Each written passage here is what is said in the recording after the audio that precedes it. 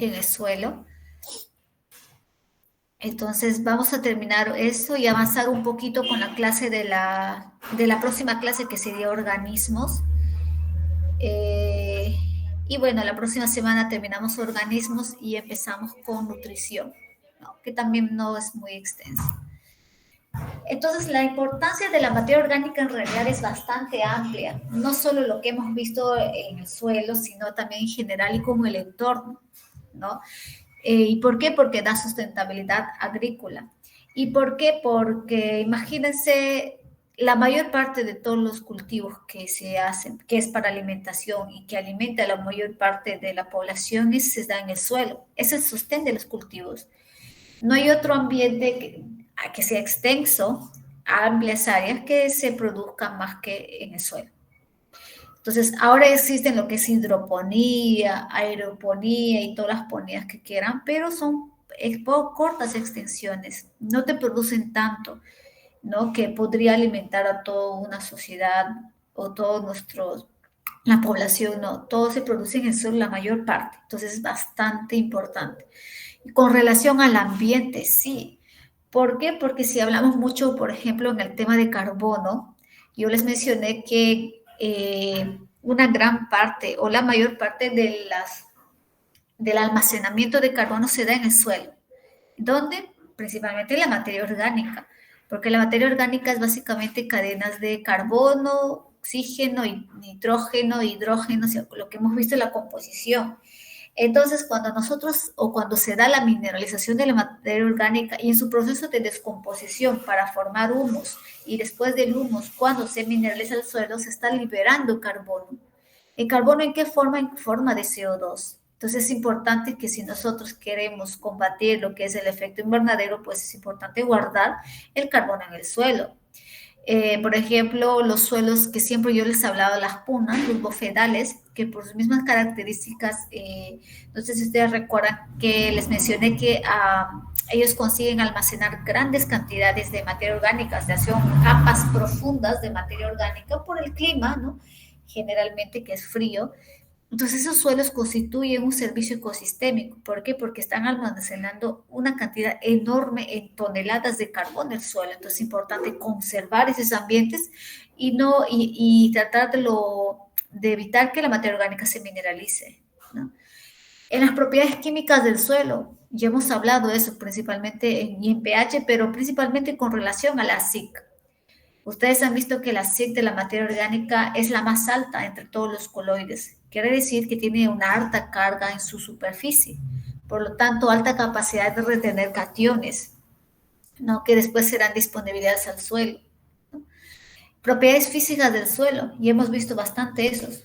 Tiene bastante influencia sobre la aireación, te mejora la aireación, la porosidad del suelo, incrementa la porosidad, ¿no? La estructura del suelo, la densidad del suelo, el volumen del suelo, etcétera, ¿no? Y sobre todo lo que es en relación a la capacidad de almacenamiento del agua. Como tiene alta carga superficial, no tiene bastantes microporos, tiene la capacidad de almacenar grandes cantidades de agua en el suelo.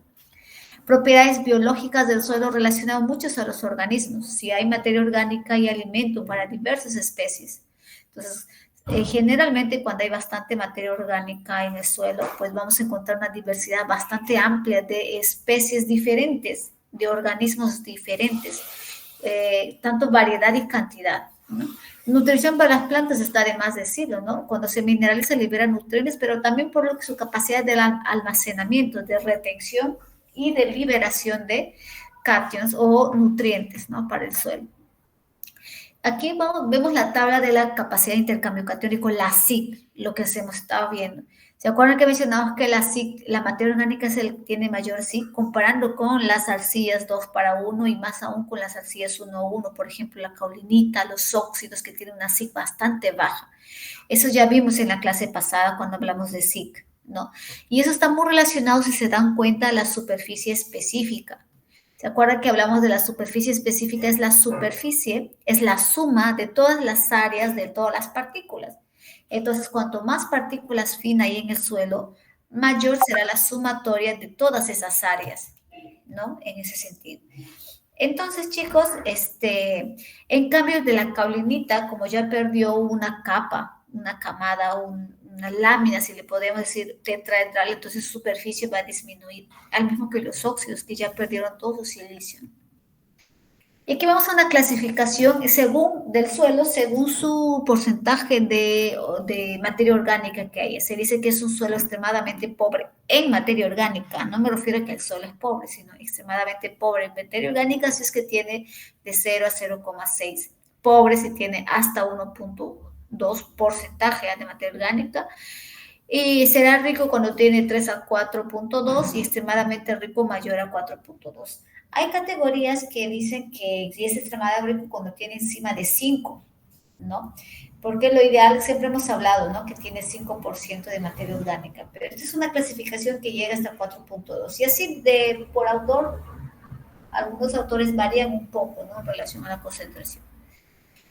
¿Alguna pregunta hasta ahí, chicos, de materia orgánica? ¿Alguien tiene alguna consulta? ¿Quiere que repita algo? ¿O quedó todo claro? A ver qué dice por ahí. ¿Algún comentario? No. Bien, si no hay comentarios,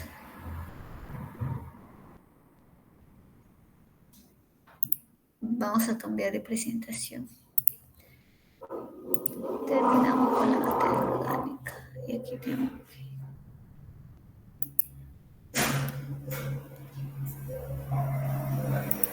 Ahora vamos a entrar a lo que son organismos del suelo.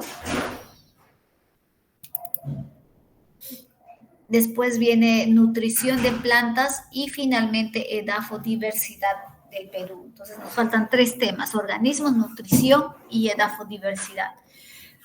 Organismos es un poco amplio, edafodiversidad es más, entonces ahí vamos a tomarnos un poquito de tiempo, ¿ya? Bueno, cuando vamos a hablar de organismos... no están... No les he compartido.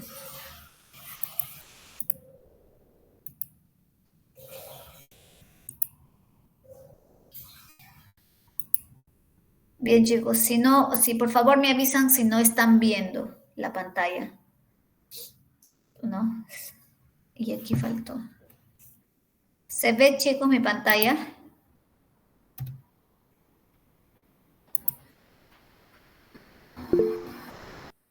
Ya.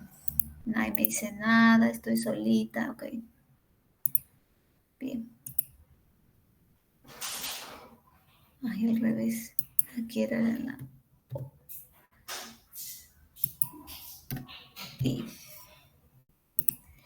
Bien, vamos a hablar sobre organismos del suelo. Cuando hablamos de organismos, hablamos de todo aquel que está vivo, pero dentro de la clasificación de los organismos, por ejemplo, tenemos a los artrópodos, quilotos, arácnicos.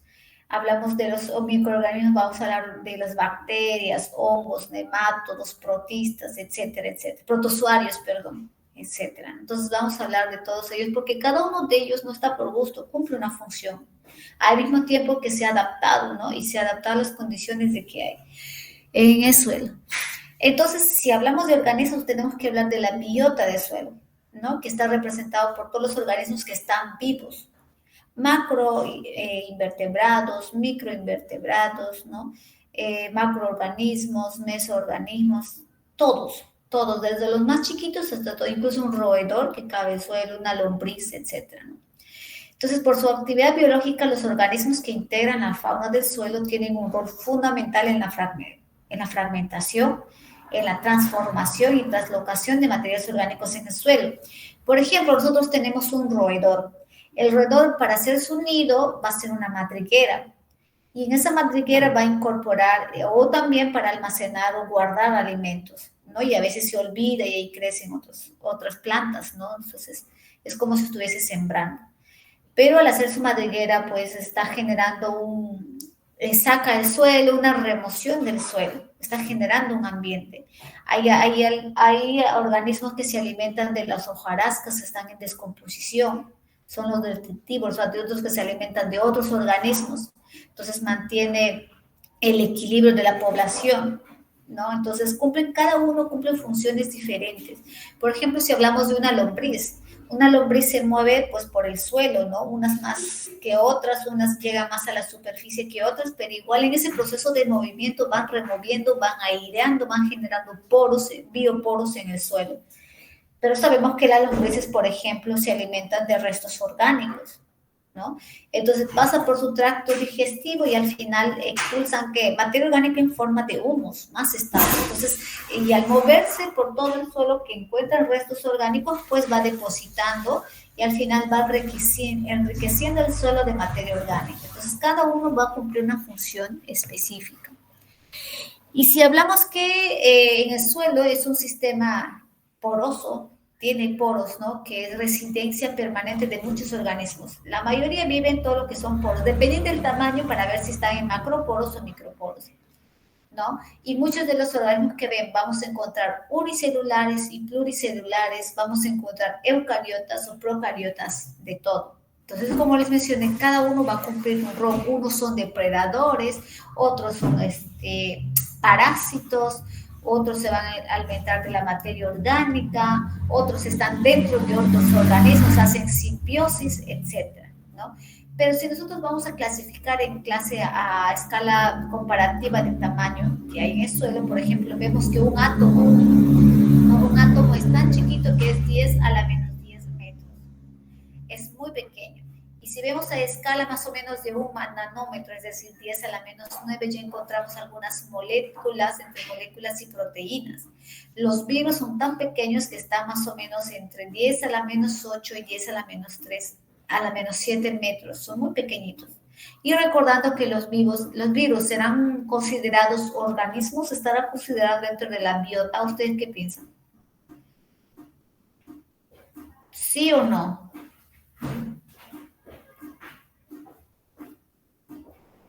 ¿Alguien que quiera compartir? ¿Sí o no, chicos? ¿Está considerado dentro de la biota del suelo, dentro de los organismos, un virus?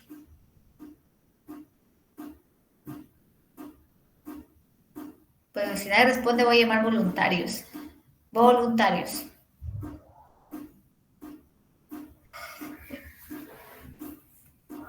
Bien, chicos, los virus no son considerados dentro de la biota.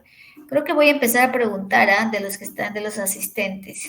No, no son considerados dentro de la biota organismos vivos. Los que comentan yo difícil lo veo porque como estoy con pantalla completa, entonces se me dificulta. Tendré que salir. ¿Por qué? Porque los virus no tienen un metabolismo que es uno de los requisitos para que sea considerado un organismo vivo, ¿no? Entonces ellos tienen que depositar su material genético en otra célula para poder reproducirse. Después vienen ya a los procariotas, las bacterias, por ejemplo, las arqueas también, no, perdón, sí, las arqueas y las bacterias que más o menos están por un micrómetro de tamaño, un micrómetro, ¿no? Entonces, tamaño, por ejemplo, ¿se acuerdan que hablamos de las arcillas? 0,002 milímetros, es como decir 2 milímetros de tamaño. O sea, las arcillas son menores a 2 micrómetros de tamaño, más o menos del tamaño de procariotas cerca a virus. Son tan chiquitas las arcillas también, más finas, ¿no? Y después vienen los eucariotas, ¿no? Que son los más grandes, incluso superan el 1 milímetro, la mayoría. Nosotros somos eucariotas, ¿no? Entonces, la mayoría, bueno, en la que se está clasificada, no en diversidad. Vienen las eucariotas, que son las células más complejas, con ADN, ¿no? Células mucho más complejas, más evolucionadas, y que vienen a partir de 10 a la menos 5 metros de tamaño. Entonces, en una hectárea, si hablamos de un suelo típico, de un suelo con buena materia orgánica, vegetación, un clima templado, no hace calor, mucho frío, hay un cierto almacenamiento de materia orgánica, hay una relación, una dinámica, diversidad de organismos, es un suelo saludable, buena materia orgánica, hay lombrices, hay insectos, o sea, hay todo, ¿no? Hay condiciones para que se dé una amplia diversidad. Se podría decir que podría llegar a encontrar 10 megagramos de biomasa conformada por los organismos vivos, por una hectárea, ¿no? Pero eso sí, a una buena profundidad, ¿no? Entonces es bastante, ¿no? los organismos. Y la variabilidad de estos organismos vivos va a depender de individuo para individuo, por fenotipos, por niveles en la cadena trófica, ¿no? Pues la función que cumple en el suelo se puede clasificar por su tipo de metabolismo. Hay algunos que se clasifican, por ejemplo, por su tamaño, macro, micro, meso, otros por su alimentación, por la forma como obtienen su carbono. ¿Se acuerdan cuando hablamos de los heterótrofos, autótrofos, quimiautótrofos, quimioheterótrofos? Eso habrán visto ustedes, ¿no? En ecología o en otros cursos se ve eso. Entonces, cuando hablamos de cómo clasificar los organismos del suelo, va a depender en función a qué, en función a su metabolismo, en su función a su tipo de alimentación, en función a su tamaño, etcétera. Hay que definir en función a qué se va a clasificar. Entonces aquí tenemos el árbol filogenético de la vida en general, basado en el cambio secuencial del ARN, ¿no? Entonces vemos que existen 3 hasta ahora, ¿no? Las arqueas, bueno, ahora existían 2, ahora se han separado, las arqueas de las bacterias. Tenemos bacterias, arquea y las eucarias. Recordando que nosotros pertenecemos al eucaria, ¿no? Y específicamente en el reino de los animales, ¿no? Tenemos bastante parentesco con los fungi y las plantas, ¿no? Entonces, en el suelo vamos a encontrar de todo, de los 3, porque en el suelo encontramos las bacterias, las cianobacterias, ¿no? También encontramos en algunos suelos, en las arqueas podemos encontrar unas halófitas en suelos bastante salinos, en las metanogénicas, por ejemplo, suelos con contenidos de metano, suelos. Generalmente las arqueas, en su mayoría, no son muy evolucionadas y no encontramos mucha diversidad en un determinado área, aunque se dice que su abundancia lo podemos encontrar en todos lados, ahora se dice, ¿no? Porque la mayoría de las arqueas que son más conocidas son aquellas que se desarrollan en condiciones extremas, por ejemplo, las halófitas, en suelos muy salinos, puedes encontrar arqueas, en suelos metanogénicos, en suelos de pantanosos, sulfurosos, en suelos donde sale agua termal a altas temperaturas, cercanos a los 70, 80 grados, vas a encontrar arqueas. Entonces, muchos de los ambientes bastante extremos, condiciones extremas, siempre va a haber algún organismo, principalmente arqueas, porque son las que más, como se viven en ambientes extremos, no han evolucionado muchos a lo largo de los años. En cambio, en el reino de eucaria es bastante evolucionado, ¿no? Así como el reino bacteriano. Entonces, si hablamos de su clasificación según su tamaño, vamos a hablar de microorganismos, al que también se puede llamar de microfauna, ¿no? La mesofauna y la macrofauna. ¿Y cómo se clasifican ellos? En función a su tamaño, ¿no? La mayoría de los autores lo clasifican en función a macroorganismos, mesoorganismos y microorganismos o microfauna, ¿no? Para ser considerado macroorganismos, tiene que ser mayor a 2 milímetros de tamaño, ¿no? Mayores a 2 milímetros de tamaño. Encontramos los vertebrados, los artrópodos, los anélidos, los moluscos, etcétera, ¿no? Y acá tenemos algunos ejemplos. Para ser considerado mesoorganismo, su tamaño debe ser entre 0.1 y 2 milímetros de tamaño. Ahí encontramos muchos artrópodos también, a los anélidos, bastantes artrópodos y anélidos, ¿no? Las colémbulas, seguramente ustedes cuando hagan colecta van a conocer bastante de organismos de los cultivos, ¿no? Entomología, ¿no? Van a ver bastante eso. Y cuando llegue fitopatología también algunos de esos organismos, ¿no? Van a hablar de los nemátodos, de los protozoarios, de los hongos, ¿no? Que son benéficos o perjudiciales para las plantas, hay de todo. Y para ser considerado un microorganismo tiene que ser menor a 1 milímetro de diámetro. Menor a 1 milímetro, es decir, un poquito más chiquito que una arena. Los mesoorganismos son más o menos del tamaño de las arenas. ¿Se acuerdan? Las arenas tienen hasta 2 milímetros de diámetro, de 0,05 hasta 2 milímetros. Más o menos del tamaño de una arena son los mesoorganismos.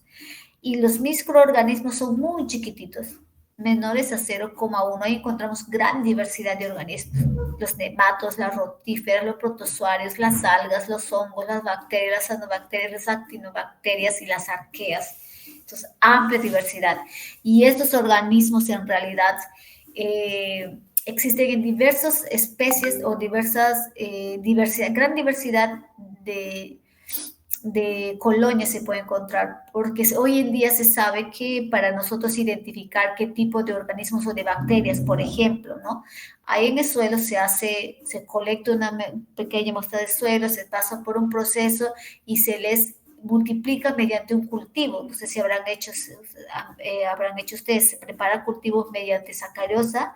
Una vez que se aísla del suelo, se pone unas gotitas, ¿no? Por diluciones se diluye todo y se pone unas gotitas en una placa con un alimento, generalmente sacarosa, y de ahí se ve el incremento por colonias y se pone a microscopio o se pasa por una especie de secuenciamiento de genomas para identificar qué organismos, qué tipo de bacteria es, ¿no? Y no solo bacterias, sino para arqueas, principalmente para bacterias se hace un cultivo. Pero se sabe hoy día que la gran mayoría de la diversidad de especies no se pueden aislar. Es difícil de aislar, por tanto no se puede identificar. Hay muchos que todavía la mayoría todavía no se han identificado porque el aislamiento es difícil. Como son tan pequeñitos, no se puede identificar directamente con un microscopio. Hay que hacer cultivos y después pasarlo por un barrido genómico para ver su genoma y evaluar, ¿no? Por secuenciamiento, a qué tipo de bacteria, qué especie es, ¿no? Entonces es bastante difícil. Mientras más chiquitos sean, más difíciles de identificar, ¿no? Y entonces acá tenemos los grupos microbianos con tamaño, población y biomasa no representativos. Tenemos a los virus, bacterias, actinobacterias, hongos, algas y protozoarios. Si se dan cuenta, acá hablan de su tamaño. Los hongos pueden variar bastante en realidad, ¿no? Suelen ser colonias enormes, unas redes pueden formar. Las algas igual, ¿no? Forman redes. Los protozoarios y los nemátodos. Entonces, acá va incrementando su tamaño, desde el más chiquito hasta el más grande. Y acá viene cuánto es su población es el número de individuos por gramo de suelo. Miren cómo los virus y cómo hay las bacterias. En un gramo de suelo, existe entre 10 a la 8 y 10 a las 9 bacterias, unidades. Y se imaginan que un gramo de suelo es un gramo de suelo. Y para que haya 10 a las 9 organismos es muy chiquitito. Entonces se dice que en una cuchara de suelo pues encontramos una infinidad de microorganismos, ¿no? Después vienen los hongos, los protozoarios. Mientras más grandes son, vamos a encontrar menos organismos, ¿no? Y acá su biomasa. Y si se dan cuenta, quienes tienen mayor biomasa son los hongos. Los hongos son bastante difundidos. ¿Por qué? Porque forman redes miceliales. Y esos micelios generan que ellos se puedan expandir grandes áreas. Entonces, los hongos son uno de los organismos que genera mayor biomasa en el suelo, ¿no? Y acá también seguimos con la población microbiana en el ambiente del suelo. Lo mismo que hemos hablado ahí, en la clasificación. Si ven aquí el tamaño de las arcillas, del limo y la arena. La arena más o menos va hasta aquí, ¿no? Más o menos entre 10 a la menos 2, que es 0,02, ¿no? En tamaño, acá en metros, 10 a la menos 2 metros, es decir, 2 milímetros hay aquí. Hasta más o menos, hasta más chiquito, 10 a la menos 4, más o menos acá, cerca 10 a la menos 5 está aquí, ¿no? Cercano a 0,05 lo que hemos hablado, ¿no? Y se acuerdan del limbo, ¿no? Y las arcillas, miren, más o menos de 10 a la menos 6 a 10 a la menos 9 el tamaño del limbo. Si vemos aquí lo que son los organismos, tenemos vertebrados, artrópodos y los nematos, los que son los macroorganismos, ¿se acuerdan? Hasta el tamaño de la arena, ¿se acuerdan? Cuando es tamaño de la arena ya vienen los mesoorganismos. Cuanto más chiquitito, miren, esta es una arcilla. ¿Y qué van al tamaño de la arcilla? ¿Se acuerdan que de la arcilla se sabe cuál es el mayor tamaño? Es decir, va hasta 2 micrómetros o 0,02 milímetros, pero no se sabe cuánto es la más chiquita. No se tiene el dato de qué tamaño a qué tamaño, solo se sabe el máximo diámetro, que es 0,002 milímetros, pero el tamaño más chiquito no se sabe, no se ha visto. Entonces, Miren, las bacterias y las arqueas más o menos están en la escala del tamaño de una arcilla, bastante chiquitito. Imagínense que se encuentren una arcilla con una bacteria, más o menos están por ahí, ¿no? Y aquí en la izquierda se ve una comparación. Esto es un hongo, el que vemos aquí es la raíz, todo esto es una raíz, miren, se ha hecho como un corte transversal, más o menos, la raíz. Esta es la raíz, ¿ven? ¿No? La raíz tenemos, es bastante grande, una raíz es que es un pelo radicular. Vemos un hongo que está en asociación con las raíces. Aquí vemos las actinobacterias, ¿no? Aquí vemos un nematoide, ¿no? Que vamos a hablar más adentro. Tenemos un protozoario, una ameba, y acá tenemos las bacterias y los virus y las arcillas. Mira, bacterias, virus y arcillas más o menos son del mismo tamaño. Y acá están en escala, en micrómetros.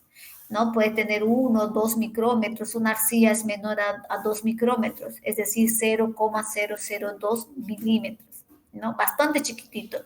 Entonces, una raíz alrededor de un pelo radicular que absorbe nutrientes puede haber una infinidad de organismos. Están chiquitos esos organismos que hay, que alrededor de una pequeña raíz puede haber un montón de organismos. Un montón imagínate si hablamos de todo el suelo o de una porción del suelo. Es muchísima la cantidad, ¿no? Entonces se sabe que hay más microorganismos que organismos vertebrados, por ejemplo, ¿no? Y si hablamos de la densidad de los organismos edáficos, vemos aquí la categoría en el reino Plantae, en el número de especies más o menos 10 millones, en el reino animal 255.000 más o menos especies, número de especies que se han identificado, ¿eh? En el reino de protistas, 0,40.000. En el reino fungi, cerca de 60.000, ¿no? En el dominio arquea, 844, dominio arquea, menos. Esos son identificables, el número de especies, porque es muy difícil identificar cuando es más chiquito. Porque ya les dije, no se puede identificar directamente mediante un microscopio, que es lo que se tiene que hacer cultivos en laboratorio. Primero se aísla, se coge una porción de suelo, se hace centrifuga, un proceso de diluciones, y de ahí se inyecta una pequeña parte en una solución nutritiva, o puede ser una placa Petri, y se deja que las colonias se crezcan, ¿no? Es bastante difícil. Y aquí tenemos la clasificación de los organismos del suelo según su metabolismo energético. Este es otro tipo de clasificación. Primero ya vimos por su tamaño y aquí según su metabolismo energético, es decir, para conseguir su energía. Cuando la fuente, acá tenemos por fuente de carbono y por fuente de energía, ¿no? En las fuentes de carbono podemos encontrar orgánica, ¿no? Es decir, lo que se alimentan de organismos o de materia orgánica, o también puede ser inorgánica, que es bastante CO2, fuente de carbono CO2, que es inorgánico. El CO2 es inorgánico, pues si hablamos de humus es orgánico, que también tiene CO2.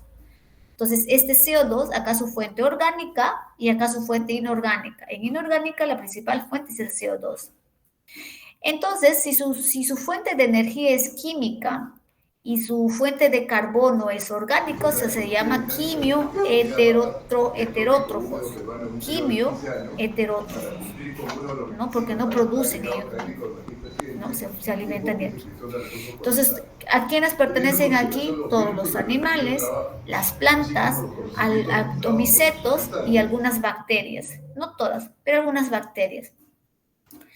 Y los que generan, por ejemplo, su fuente de energía es a través de la luz, por ejemplo, los que realizan fotosíntesis, ¿no? Las plantas, por ejemplo, aquí no realizan fotosíntesis, tienen que buscar otra fuente, ¿no? Como nosotros, por ejemplo, para hacer nuestra energía, no hacemos fotosíntesis, tenemos que comer, ¿no? Si su fuente de energía es la luz, y su fuente de carbono es orgánica, se llama fotoheterótrofos. Las algas generalmente, muchas algas que hacen fotosíntesis, ¿no? Ahora vamos aquí.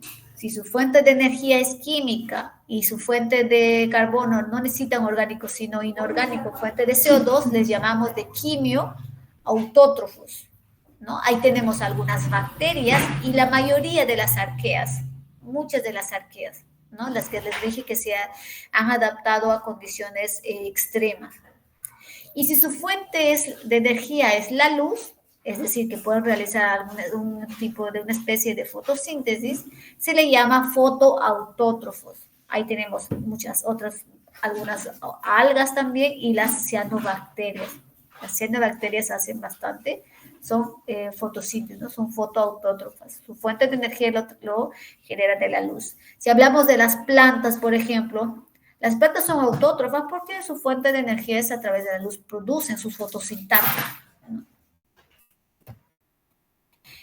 Y aquí su clasificación, ¿no? En la macrofauna, la clasificación es según la fauna del suelo, en microfauna, mesofauna o mesófila, recuerden, y la macrofauna. Recuerden que la microfauna son los microorganismos, ¿de acuerdo?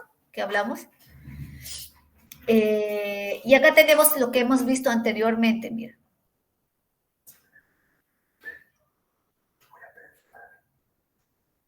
Ya, ya. A ver, un segundo, chicos, un segundo, a ver, voy a cortar aquí un segundo, por favor,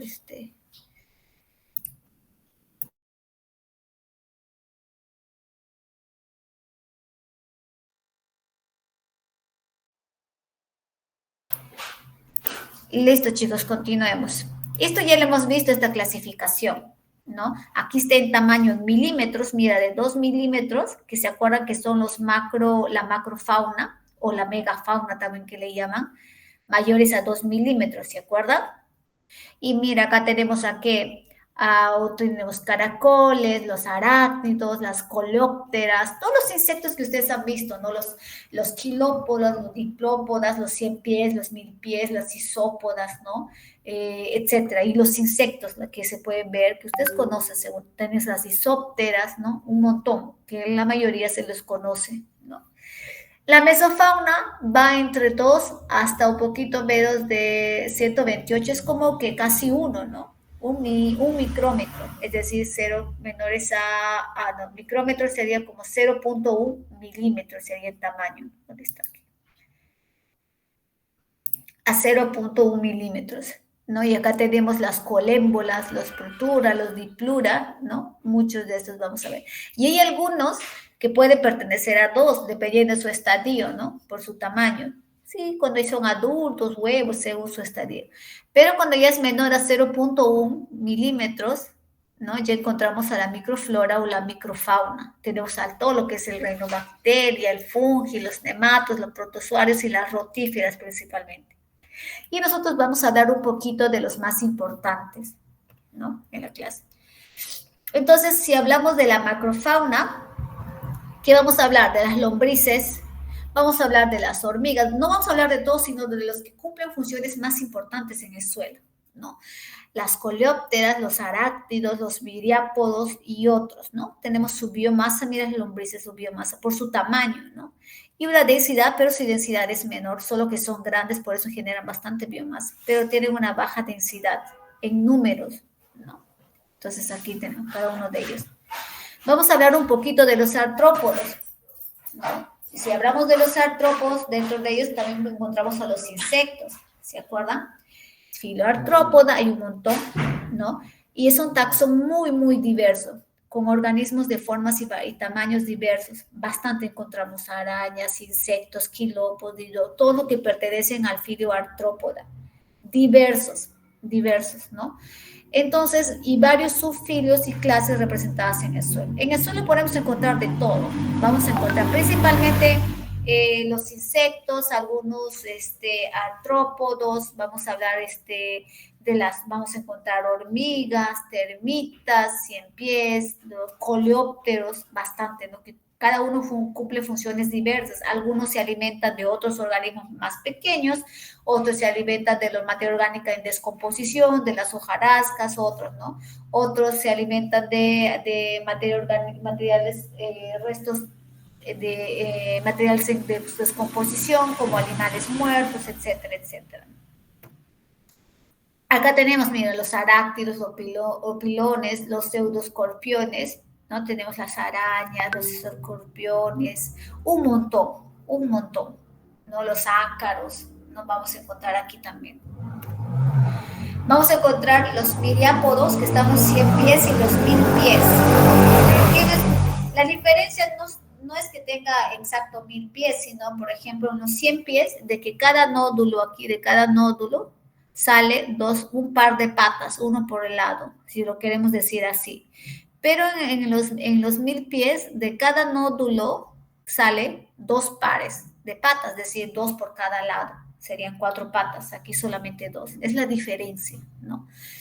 Y son generalmente depredadores, es decir, se alimentan de otros organismos, ¿no? Y es importante que en un ambiente haya de todo, haya depredadores, haya consumidores primarios, haya que se alimente de todo. ¿Por qué? Porque si imagínate si todos fueran, se alimentarían nada más de materia orgánica o de un cierto tipo de alimento.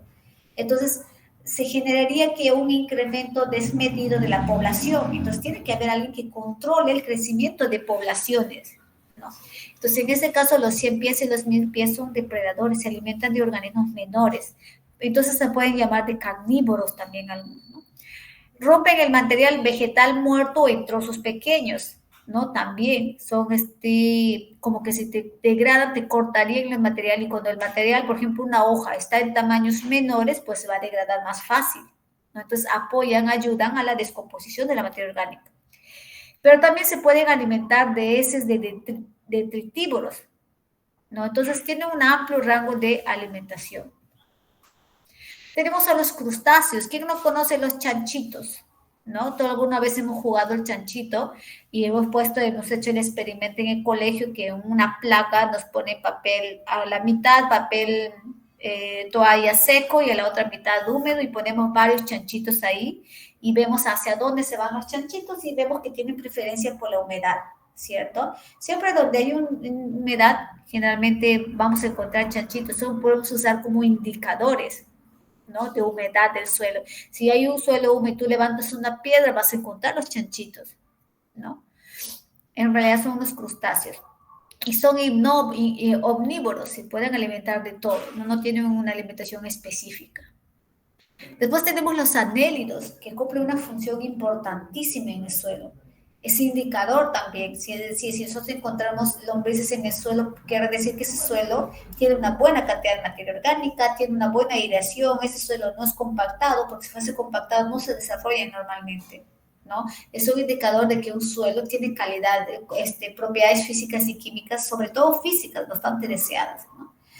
Y de los anélidos vamos a hablar. Hay muchos anélidos, tanto en la barriga de las personas puede haber anélidos, principalmente cuando son niños, puede haber en el estómago de animales, pero también en el suelo, ¿no? Se llamamos lombrices de tierra. Entonces pertenecen al filio anélida, ¿no? Tienen alrededor de 3.000 a 4.000 especies y son capaces de reciclar la materia orgánica del suelo, ¿no? Se lo comen la materia orgánica, principalmente aquellos que son de baja relación carbono-nitrógeno, aquellos que tienen fructosa, por ejemplo, no les gustan las cáscaras de frutas, las verduras, porque son fáciles de digerir, ¿no? Eso es lo que prefieren ellos. Entonces, se alimentan, pasa por su tracto digestivo y secretan heces, el humus, el famoso humus de lombriz, que es humus, materia orgánica humificada, bastante estable, ¿no? Y eso te genera, ya sabemos todas las propiedades que tiene el humus, eso ni que hablar. Entonces te aumenta la fertilidad del suelo por la capacidad que tiene de retener y liberar cationes, ¿no? Y también forma toda una red de poros y canales dentro del suelo que llamamos bioporos, ¿no? ¿Se acuerdan? Como se mueve por todo el suelo, va removiendo, va aireando y generando por una porosidad, una buena aireación del suelo. Y por eso que a las lombrices se les dice ingenieras del suelo, porque te mejora muchísimo las propiedades, sobre todo físicas del suelo, ¿no? Buena estructura, una densidad deseable, la aireación, una buena infiltración, como hay materia orgánica, buena retención de humedad, etcétera, etcétera, ¿no?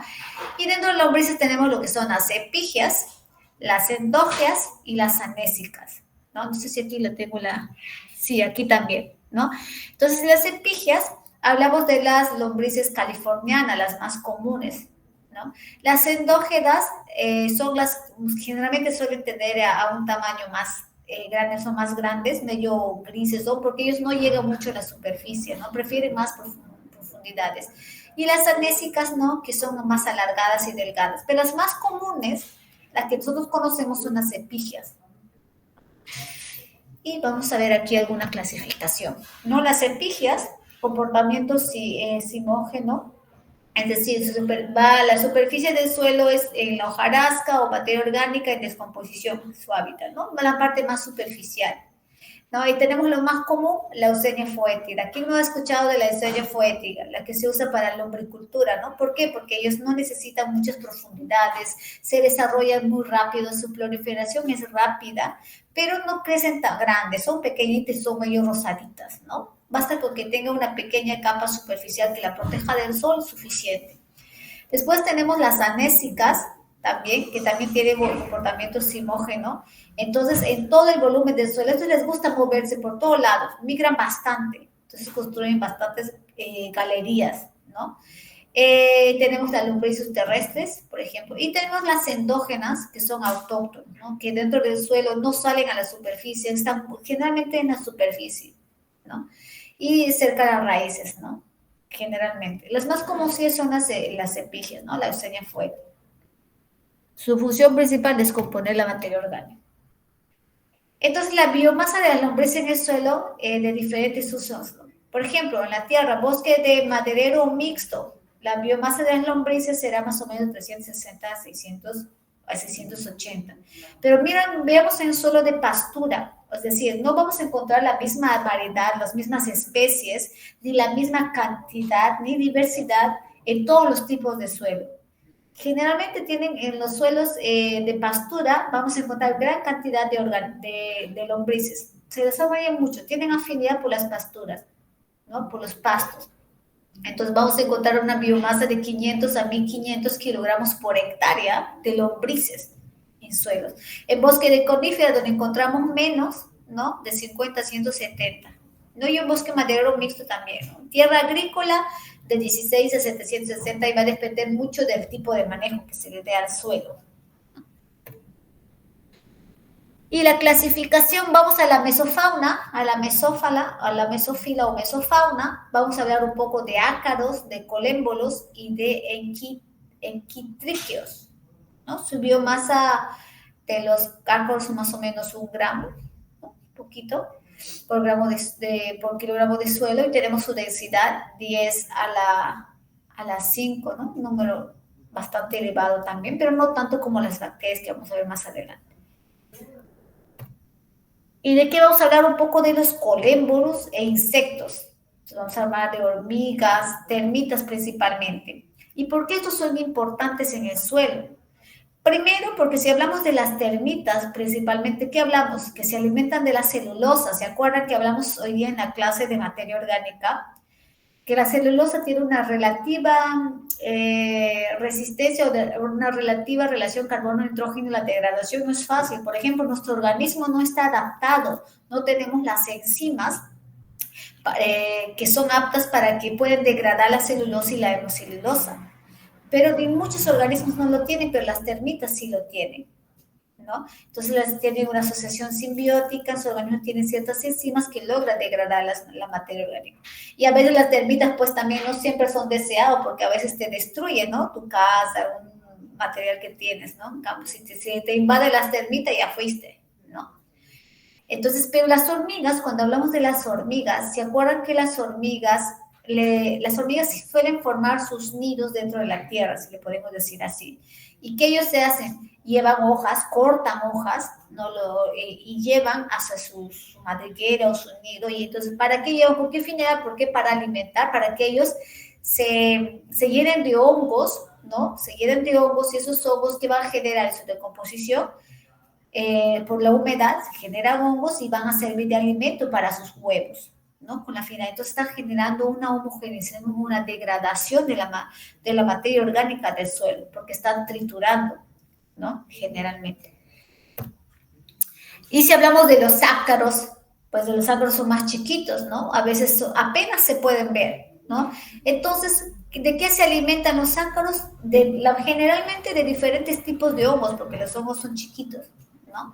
Y pueden degradar algún tipo de hojarasca en diferentes grados de descomposición, sí también, pero preferencialmente de hongos. Entonces, Los ácaros también, al igual que las termitas, ¿no? Pero con otras diferentes especies, organismos, forman una asociación endosimbiótica con diferentes microorganismos, ¿no? ¿Y qué decir endosimbiótica? Forma una simbiosis endógena, o sea, dentro de su organismo existen otros microorganismos que cuando se alimentan, pasa por su tracto esos microorganismos y no es que directamente las termitas o los ácaros degraden ciertos materiales, sino que en sus organismos tienen unas bacterias, si puede decir, dentro de su cavidad digestiva, su tracto digestivo, y esos organismos son los que se encargan de degradar. Entonces hacen una asociación, ¿no? Y los ácaros, por ejemplo, le protegen, ¿no? de otros depredadores, le da refugio, un ambiente óptimo para que se desarrolle el organismo, ¿no? Es una asociación simbiótica. Y para la microfauna ya vamos a hablar en la próxima clase, ¿no? Vamos a hablar un poco de microfauna y ahí terminamos con lo que son organismos del suelo. ¿Listo, chicos? Gracias por asistir. El día de hoy hemos avanzado como que la mitad, un poco más. Y ya acabamos, no, microfauna. La mitad avanzamos más o menos. Son 39, son 40 y nos quedamos aquí.